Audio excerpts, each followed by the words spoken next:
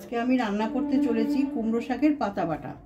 পাতাগুলো কচি কচি নেবেন, কচি কচি নিয়ে এই কুমড়ো শাকের এই শীষগুলো ফেলে দিয়ে ভালো করে পরিষ্কার করে নিয়ে ধুয়ে একটু কুচিয়ে রাখবেন। আর আমি গ্যাসটাকে জ্বালিয়ে দিচ্ছি, কড়াইটা একটু গরম করে একটা শুকনো লঙ্কা ভেজে তুলে রাখবো। কড়াইটা গরম হয়ে গেছে, এখন একটু তেল দেব। তেল দিয়ে শুকনো লঙ্কাটা ভেজে তুলে রাখবো। এখন আমি শুকনো লঙ্কাটা দিয়ে দিলাম, একটুখানি ভেজে তুলে রাখবো।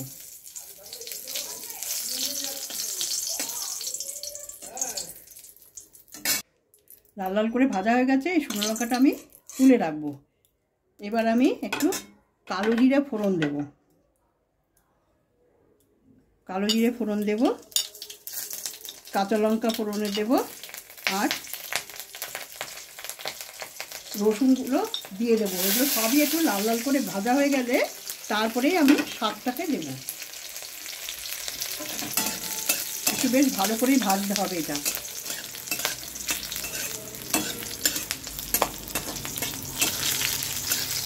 এবার দেখুন লাল লাল করে ভাজা হয়ে গেছে। এবার আমি কুচনো শাকগুলো দিয়ে দিলাম।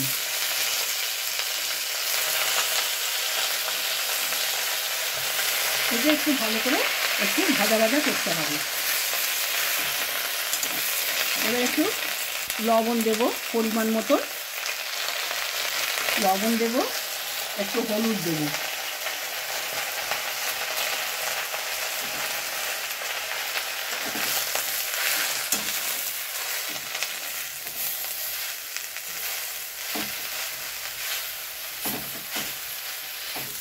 এবার ভাজা ভাজা হয়ে গেছে, এবার তুলে নিয়ে আমি শিলনোড়ায় বাটবো।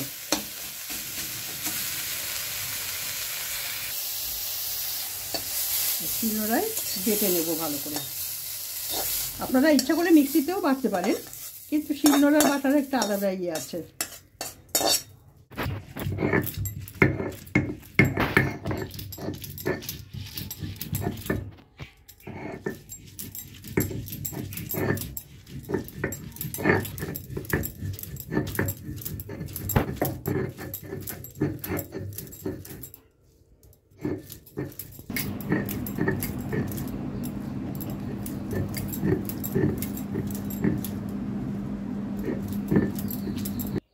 এই দেখুন কি সুন্দর একদম প্লেন করে বেটেছি। যত সুন্দর বাটা হবে তত সুন্দর খেতে লাগবে।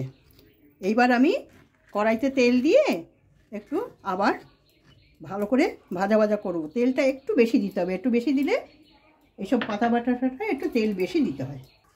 এবার কড়াইতে একটু তেল দিয়ে দিলাম, একটু বেশি দিতে হবে, কারণ এই পাতাগুলো ভাজা একটু তেল বেশি দিলে খেতে ভালো লাগে। তেলটা একটুখানি ভালো করে রাখবে, তারপরে আমি পাতা বাটাটা দেব। তেলটা গরম হয়ে গেছে, এবার আমি পাতা বাটাটা দিয়ে দিলাম।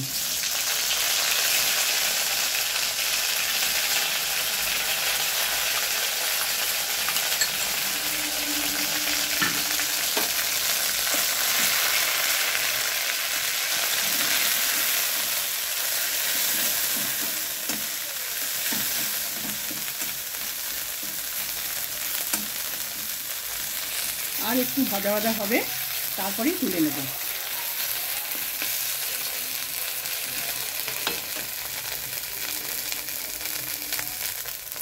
ভাজা ভাজা হয়ে গেছে, এবার আমি তুলে নিচ্ছি।